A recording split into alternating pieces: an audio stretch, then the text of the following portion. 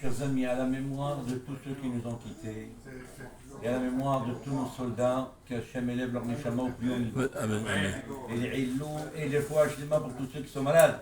Shemitachahem, Rezoua, Shelama, Etana, B'ez Hashem. Achenu kol bet Israël, hanetonim, batzara ou bashilia, ha'amdim ben bayam ou ben bayabasha, hamakom merachem alehem. ויוציאם מצרה לרווחה ומאפרה לאורה ומשעבוד לגאולה הסבע הגרעין בנקרי ונאמר Amen. Alors je rappelle, nous étions donc dans la fête de Vashti et le roi envoie.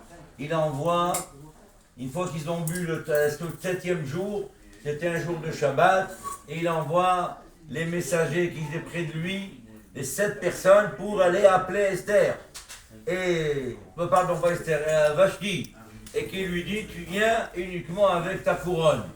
Et évidemment, le Maradon Gila, il dit, à Kadosh Baruch Hu, ce jour-là, il lui a fait sortir des boutons dans tout son corps. Il y en a même ceux qui disent, pas seulement des boutons, des grosses verrues qui sont sorties derrière le dos, et qu'on a l'impression que c'est un peu comme une queue derrière. Est-ce que vous m'entendez là-bas? Messieurs café, vous voulez que j'arrête? Non, continue.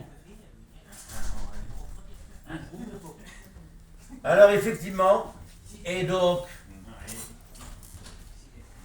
Dans la caméra. Pas dans la caméra. C'est là-bas, Isma, c'est pas ici. Ah bon, c'est... Alors Ahasuerus donc demande un conseil à ces gens-là, car il l'a énervé. Le texte dit, regardez comment il dit le texte. Vaïktsof hamelech me'od, vahamato ba'arabo. D'abord Vaïktsof, ensuite vahamato ba'arabo. C'est quoi ces deux choses? Il s'est mis en colère, et puis ensuite sa colère, elle a pris forme chez lui. Ça veut dire qu'il est devenu vraiment bien en colère. Et le Midrash dit pourquoi? Parce que Vaïktsof, il s'est énervé car elle lui a envoyé des messages pour lui dire, mais tu te prends pour qui?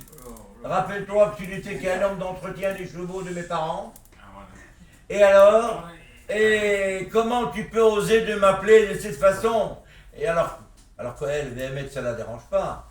Mais un Kadosh Baruch Hu lui a fait sortir cette sara'at, cette punition, parce qu'effectivement, elle aussi, elle faisait travailler les petites filles juives, Shabbat Kodesh avec une tenue légère. Alors, Midda Keneged Midda. Et alors, il ne savait pas quoi faire. Comme il avait bien vu, bien bu, alors il a demandé à tout le monde. Il demande à Etsa, il demande un conseil. Qu'est-ce que vous pensez?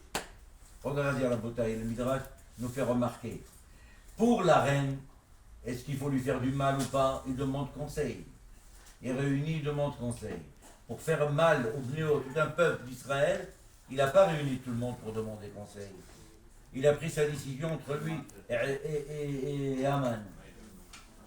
Alors évidemment, le roi dit à cette personne, à tout le monde, comme il lui a peur, Kashena, Shetar, Admatar, Tarshish, Marsena, Mimukhan, le Mimukhan, c'est Hachamim disent que c'est Haman. Il lui a dit, Monsieur le roi, Majesté, c'est pas seulement pour vous, elle a fauté.